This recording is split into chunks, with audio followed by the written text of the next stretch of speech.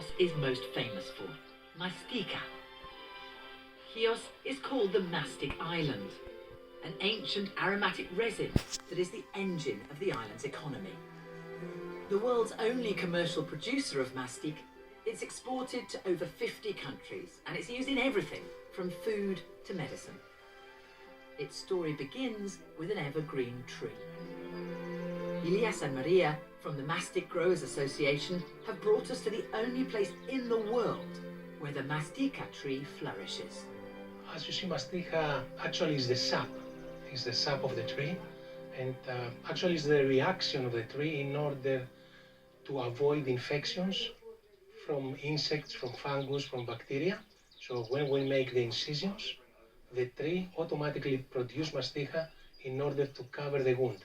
So the sap comes out, and that's what's harvested. Exactly. We don't use it actually. In Chios, it's not very common to use mastika because 85-90% of the annual production is being exported mainly for pharmaceutical production. So we treat it like diamond. We don't keep it, you sell it. This rare resin is known as the tears of Chios. And the microclimate of southern Chios, with its dry, barren soil, is just perfect for this tree. So can I taste this? Yes, but it's very soft and maybe you'll need a dentist after that. I'll risk it. I'm going to have it.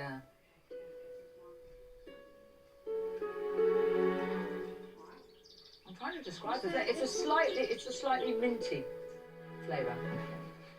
What is he throwing on the ground? It is calcium carbonate, and we use it in order to keep mastika clean when it drops down to the surface of the tree.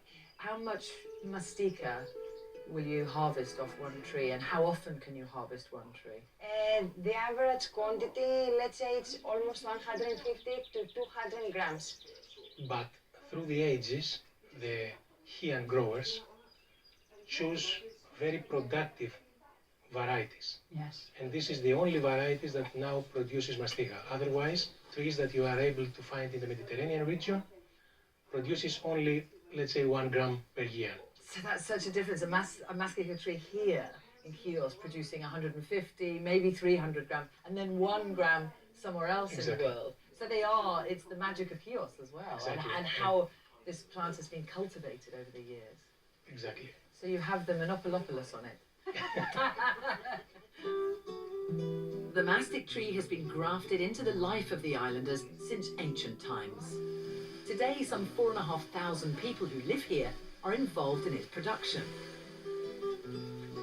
And most of them live in what are known as the mastic villages. So apparently there are 24 mastic villages all over the island. All of those villages are reliant and thrive off the mastic trade. Yes. It's a lot, isn't it? It is a lot. As you walk through the streets, you feel as if you're in another time and place. And Listen how quiet it is. yeah, perhaps. Shh. Nothing. Oh, look how pretty this is. Look at that.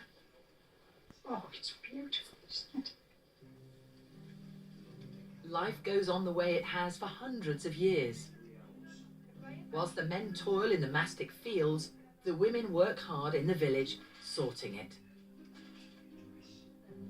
Τώρα έχουμε 4 γενιές. 4 γενιές. Τα εγγόνια. Μπράβο. Ναι, με water. So we're sitting with the ladies cleaning the mastic, but what annoys me is that my mum always says the reason she didn't teach me Greek is that she doesn't speak Greek very well. And yet we sit down here with the lovely ladies and her Greek is amazing. I get by. Okay, you get by. I'd like to be able to get by. Ευχαριστώ. Συγκινημένη. Τι.